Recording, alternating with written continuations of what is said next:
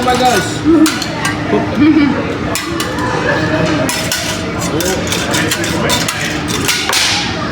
Helicopter. Ninja Warrior.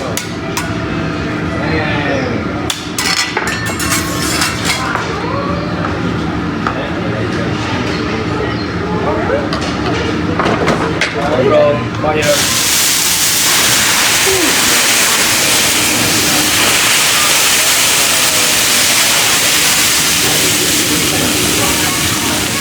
Oh yeah, this mommy on fire. Hey, this is Paul. So like I said in the last video, we returned to Riverton, Wyoming, where me and my three sisters were born. The reason we went back, we actually were here in March for a death in the family, and I went back with my sister to help her settle up the estate. She had a lot of things to do as far as titles and stuff of property, and I was there to help her move, and we decided we would make the most of it and see old friends and go around the state of Wyoming and have as much fun as we could. Things didn't go exactly according to plan. Of course, they never do. But we're going to show you some stuff about Riverton, and we're going to talk about some old times with friends and family, and that's pretty much it. We'll be having more videos from our time in Wyoming coming up, but for now this is just the one on Riverton, and we hope you enjoy it. This is me when I was 4 years old, circa 1980, looking fly in my Wyoming cowboy sweater.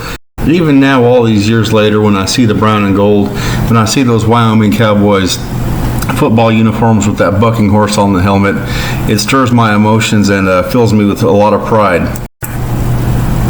I love my Sooners, there's no doubt about that, and I love the state of Oklahoma, and I'm thankful that we've been here all these years and all the great people we've known and all the great things we've experienced. But I have to admit, and I have no problem admitting that I'm very proud of our roots and very proud of our family and where we came from. There are a lot of family members that are no longer with us that we all miss dearly. This is a picture of my mom and her three sisters and her dad, my grandpa.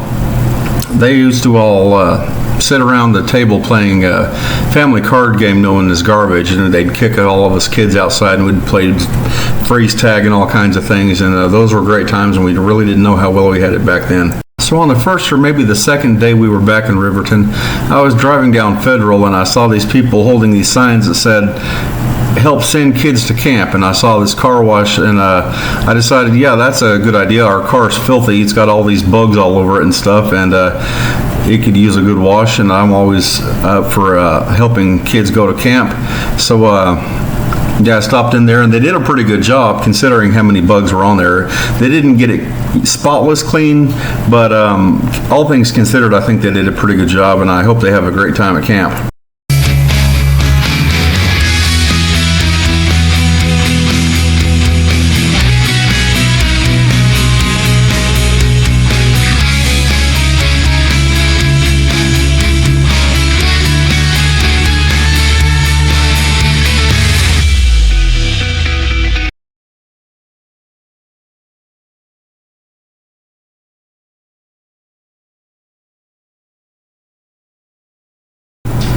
While we were in Riverton, me and my sister got some news that we found pretty sad, and we told it to our other sister that was back here in Oklahoma, and she's pretty sad about it too.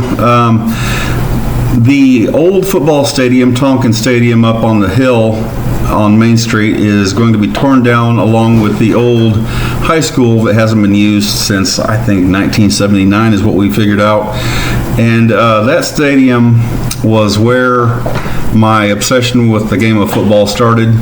I remember those Friday nights, those big games, those rivalry games between Riverton and Lander, and how both sides of the stadium were packed. And I remember the Riverton football team would come out of the locker room and run down the stairs that were directly behind the end zone, and they'd run onto the field right into their warm-ups, and I just remember them in their red and black uniforms and thought that was the coolest thing I'd ever seen.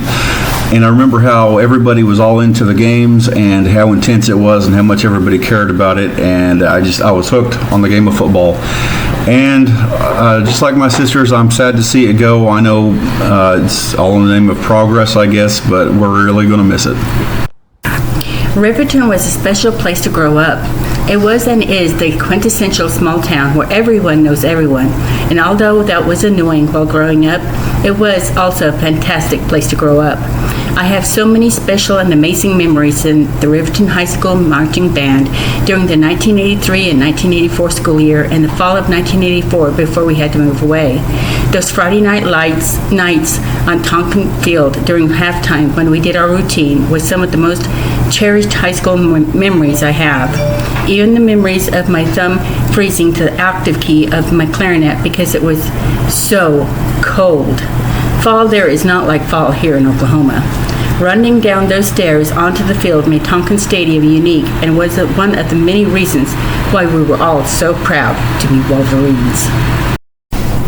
So here's some pictures of some places you can get some tasty treats. There's a snow cone stand made with real Wyoming sugar from sugar beets. And there's the plate of fajitas I had at La Luna Mexican restaurant, which is pretty good. They don't know what queso is, but that's okay because they're not in the right part of the country for that. Okay, now I'm going to tell the rest of the family the story of how Louis was stolen and how we got him back. So the people we were staying with are not dog people. They've never had dogs in their house, and their house is really super clean, and they said you can stay here but the dog can't. And so Tammy debated on whether to take Louis or not, but Michaela was taking her dog, and we all were like, yeah, Louis is awesome, we want Louis, so she brought Louis.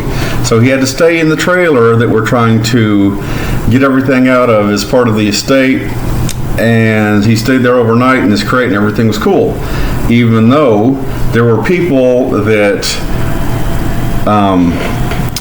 were breaking in and taking stuff that had been taking stuff from Roy for years, and he knew about it and he just let him because he felt bad for him. So they stole a bed overnight, and they were climbing through the windows to do it because we changed the locks. So anyway, they never messed with Louis because I guess he wouldn't come out of his crate and they were afraid he would bite him. And I don't know why people would steal somebody's dog other than to just screw with them and just to be mean. So our friend Debbie was at the trailer cleaning stuff up, and we weren't there yet, and she texted my sister and she said, I'm kind of freaking out, I can't find Louis. So she had let him out in the yard to do his business, and he came back in and she was doing some stuff, and she turned around, she was getting ready to leave, and she turned around, and so she turned around and he was gone. And the gate was locked still, and there was no way he could have gotten out, and so it was pretty clear it looked like somebody had taken him. So we got back to the trailer and we were all looking all over the neighborhood, and nobody could see him, nobody could, anything. We were asking everybody, nobody'd seen him.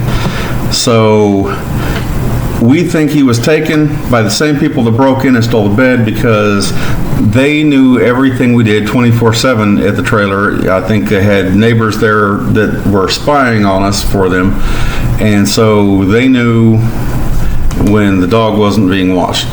And they must have walked up and grabbed him over the fence because she never heard any vehicles or anything, and he was just gone. So she posted it we had it posted on Facebook on the Riverton Facebook pages, and we made up a poster, missing dog and all that. And so my sister was texting these people, and first she tried to call them and they wouldn't answer. So she texted them and she said, I know that you've stolen stuff and I'm going to press charges, and you even stole my dog, which is the lowest of low, and joke's on you because he's chipped. And so the police showed up because she called him, and he went through the place and, did a report on what was stolen and everything. And their friends must have seen the cop car there, and the Facebook posted everything and decided to heck with this. This is getting too crazy, it's too dangerous, and they dropped the dog off somewhere close to the trailer. And we had friends that worked for the city, And they told the dog catcher about it, and that night the dog catcher picked up the dog and took him to the shelter. And so the next day we went and we got Louie back. And so that's the story. Wow. Isn't that crazy? Like, who steals a dog? For what reason? Just to be jerks? Yeah, that happened. What breed was it? He's a French bulldog. He's a little black and white French bulldog. Yeah, so they do that. They steal things. They like to steal things. I guess she gets her kicks off of it, and so the cop was pretty mad about it. He looked like he was in favor of police brutality at about that time. He wasn't so mad about the bed, but when we told him about the dog, he was clearly very agitated. So he knew who she was. Everybody up there, all the police, they know her because she does stuff like this. And so there's a police report out, and we'll see what happens. And they're telling us, well, not about the dog, obviously, because we got him back, and we can't prove that she took him. But we can prove that she's been in the trailer when she wasn't supposed to be, because she took pictures and video of herself inside the trailer the night before we got there, trying to blame Tammy for trashing the place, and when in fact she's the one that trashed the place. So yeah. That was after the locks were changed and after she secured the doggy door that the moron had crawled through before to do all this stuff. And so she couldn't crawl through the doggy door anymore. She was going through the bathroom window. That's how ridiculous this is. Like, she's not right in the head. And she's got her boyfriend, and, you know, he does anything she wants. And I saw him driving by in his pickup one day, real slow, staring at the place, and her mom was in the truck with him, and they saw me and they sped off, and I'm like, yeah, I saw you. Jordan's mom? Yeah. Annette? Yeah, in the truck with the boyfriend, scoping out the place until they saw me and that I spotted them, and then they sped off. Yeah, psycho. But we got Louie back, and everything with the trailer is in pretty good shape, and everything's pretty much taken care of for the most part, other than we still don't have the belongings down here, because that's a whole nother story. But all's well that ends well, I guess. So we got Louie back, and we decided to go out with our friends that had let us stay at their house at the beginning of the week at the brand new Japanese restaurant that had opened in town, and it was amazing. It's a birthday today. Any birthday today? Birthday's today? Somebody? Somebody's birthday. Nobody birthday? Just somebody.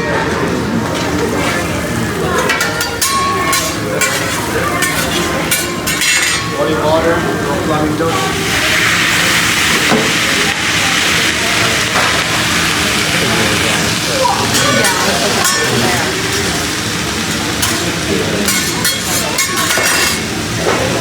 There you go, there you go.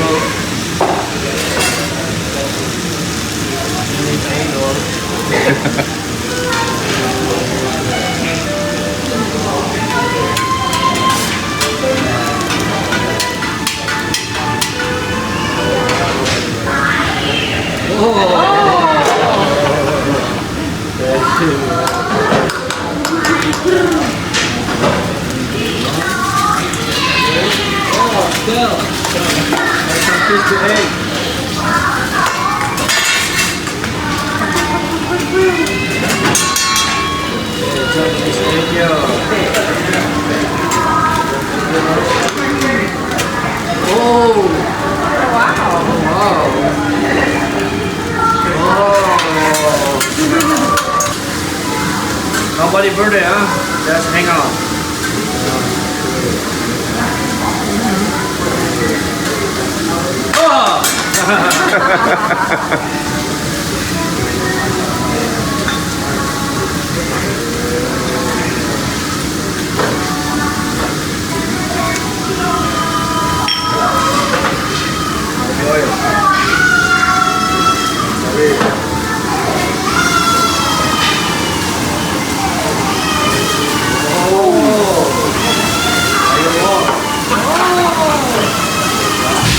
Alright, everybody, wanna try to cut the broccoli in your mouth? Gonna catch the broccoli? Open your mouth. So bad. How are you? Nope. So close. You got it. Oh, he was better than you. You need to be better than you. You got it. Oh, so close.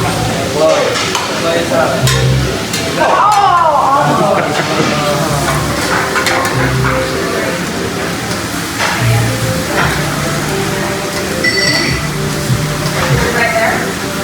Yeah. You got me right here. Yeah. First my forehead.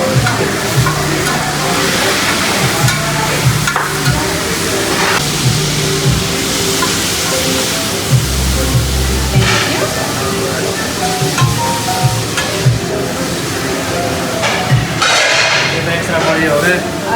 No, that's for you. How's everything? Thank you. Thank you so much. Thank you. Enjoy.